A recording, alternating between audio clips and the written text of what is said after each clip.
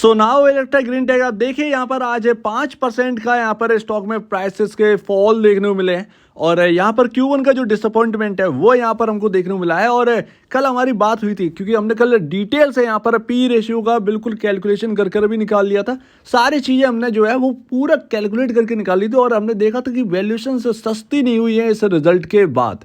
Clear यहाँ पर देखने को मिल रहा था। लेकिन अभी क्या ये वापस एक अपॉर्चुनिटी बनेगा और 2000 रुपये यहाँ पर स्टॉक का प्राइस यहाँ पर आपको देखने को मिलने वाला है, क्योंकि उसके बहुत सारे रीजंस हैं, आपको अनेकों रीजंस हैं।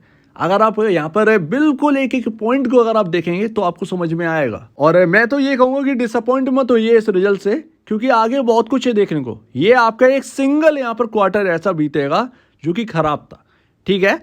अब यहाँ पर इस स्टॉक के अंदर आज की डिसअपॉइंट नहीं है, इसके अंदर डिसअपॉइंटमेंट है जो है ना वो 1500 रुपये से बनी हुई है। जैसा कि आपने प्लांट को लेकर देखा था, जो कि इनका BYD का प्लांट था वो यहाँ पर स्टॉप कर दिया गया, तो उससे बहुत ज़्यादा यहाँ पर मिलने वाला था ओ इलेक्ट्रा को बेनिफिट, तो उसको वो तो गया। तो उसकी वजह से हमने जो डिस्काउंट देखा वो अपने को एक ना वो जा चुका है, अब डिस्काउंट जा चुका है, वो न्यूज़ अब गई। अभी अपने को जो यहाँ पर डिस्काउंट मिल रहा है स्टॉक के प्राइसेस वो Q1 की बदौलत है। और यहाँ पर अपने को ये देखना है कि क्या और डिस्काउंट यहाँ पर देखने को मिलेगा।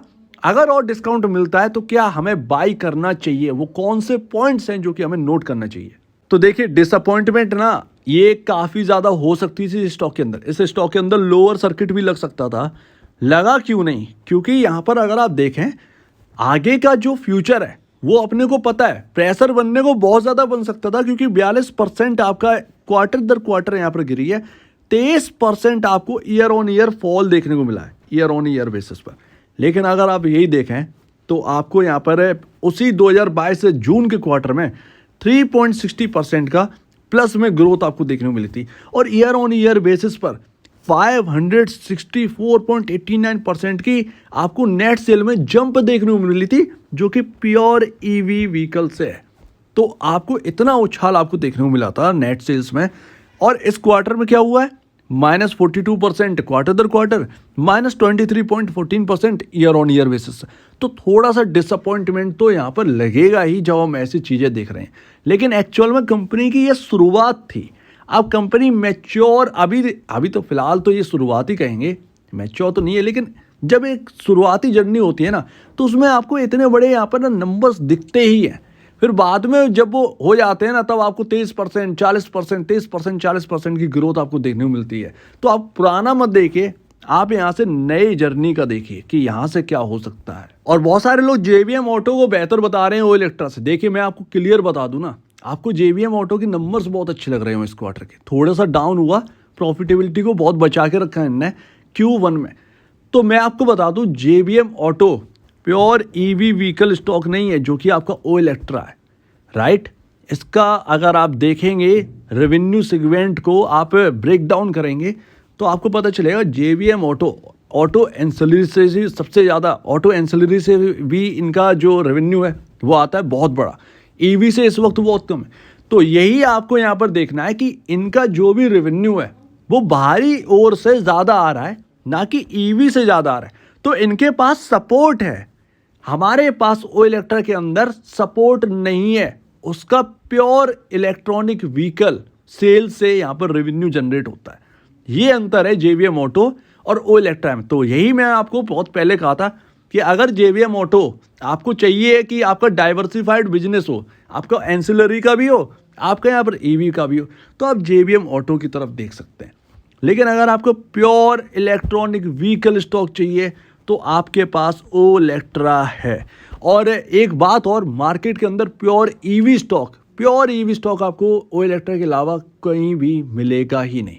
चाहे आप ग्रिप्स कॉटन में चले जाइए, चाहे आप JVM ऑटो में चले जाइए, आपको कोई भी नाम आप ले लीजिए, आपको प्योर EV स्टॉक नहीं मिलेगा ओ इलेक्ट्रा के अलावा। तो इसी वजह से आज जो फॉल 5% की आपको दिख रही है ना, वो बहुत ही कम फॉल है। एक्चुअल में किसी और स्टॉक में ऐसे नंबर्स आते तो वो लोअर सर्किट छू जाता, और आपके में लोअर सर्किट इसलिए नहीं छुआ क्योंकि आप प्योर EV हैं। और ये क्वार्टर डिसअपॉइंटमेंट कहीं ना कहीं लगी रही थी, लेकिन इतना नहीं लग रही थी, एक्चुअल में इतना नहीं लग रही थी। हम लोग भी सोच रहे थे कि Q1, लेकिन वही बात है कि आगे के दिन सुहाने हैं, तो इसीलिए इस वक्त का थोड़ा सा जो प्रेशर आया वो झेलना पड़ेगा शेयर होल्डर्स को। और इसका भी आप देखिए जेबीएम ऑटो का अभी ईवी तो बहुत तरीके से स्टार्ट भी नहीं हुई है, 122 का पी रेशियो है। तो ये सब होप के बदौलत ही तो ऊपर है, सिंपल है। यहाँ पर अगर आप देखेंगे तो आपको ये देखने को मिलेगा। और आप कहें तो इसका जो आपका पी रेशियो है, इंडस्ट्री पी रेशियो है 42.95 है आपका, राइट। जेबीएम ऑटो का 122.96 पर वर्क कर रहा है। तो महंगा तो भाई, तो ये क्यों है? क्योंकि हमें आगे के दिन जेबीएम ऑटो में सुहाने लग रहे हैं, सिंपल है। ये प्योर मैन्युफैक्चर बनने वाले हैं, इनका ईवी का स्टार्ट होने वाला है, इनके पास ऑर्डर बुक है। तो यही तो बात है जो कि आपको ओ इलेक्ट्रा और जेबीएम ऑटो में देखने को मिला है कि होप और आगे का जो जर्नी है वो काफ़ी स्ट्रॉन्ग है। और कल ओ इलेक्ट्रा का 140 प्लस का पी रेशियो था, आज की गिरावट के बाद 132.48 पर आ गया।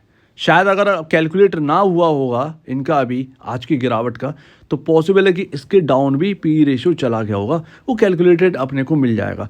लेकिन फिर भी मेरा तो ये कहना है कि इस क्वार्टर को डिसअपॉइंटमेंट में ना लें, ज़्यादा बेहतर है।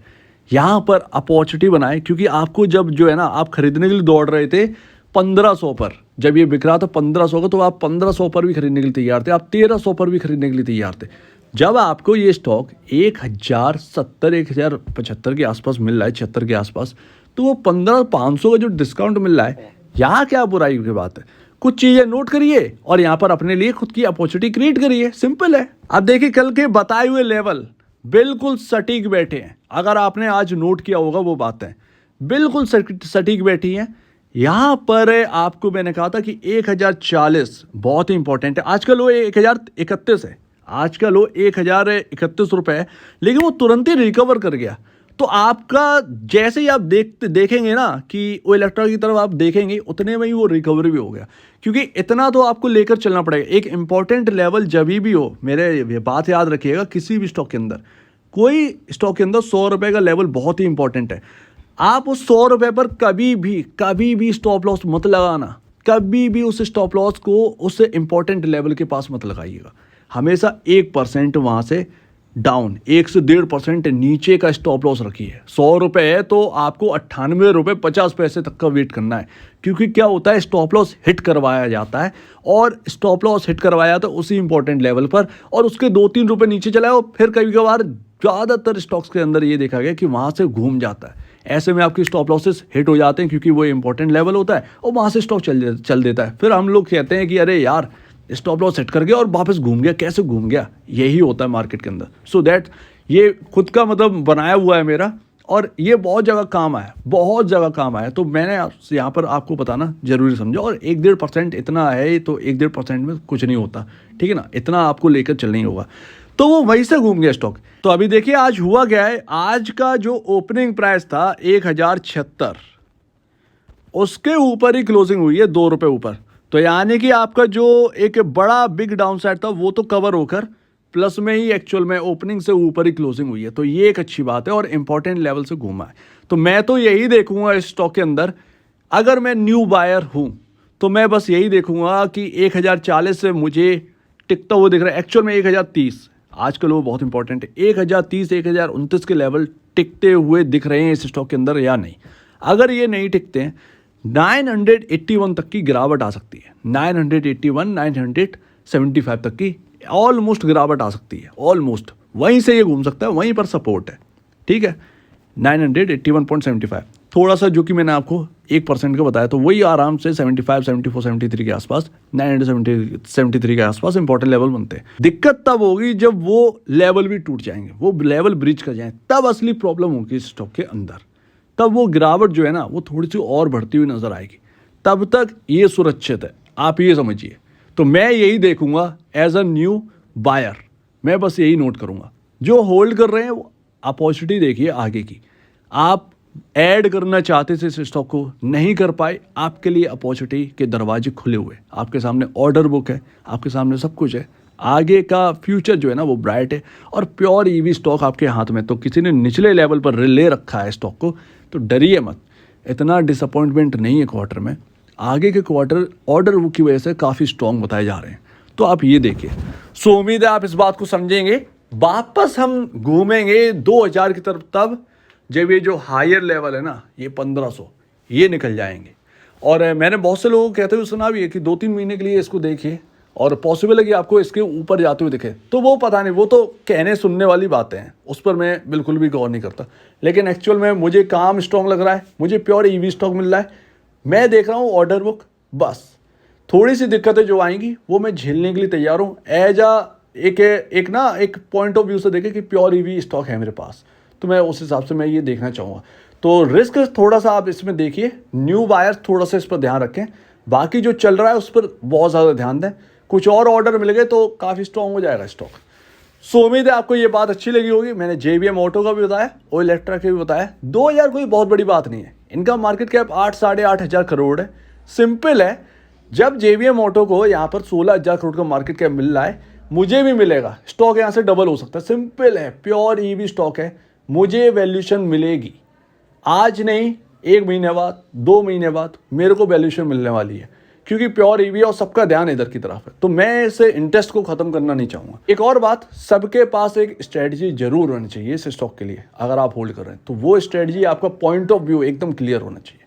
सो उम्मीद है आप इस बात को समझेंगे। आपका क्या कहना है इसके ऊपर कमेंट सेक्शन में कहिएगा, और आप वीडियो देखने के लिए बहुत धन्यवाद दोस्तों।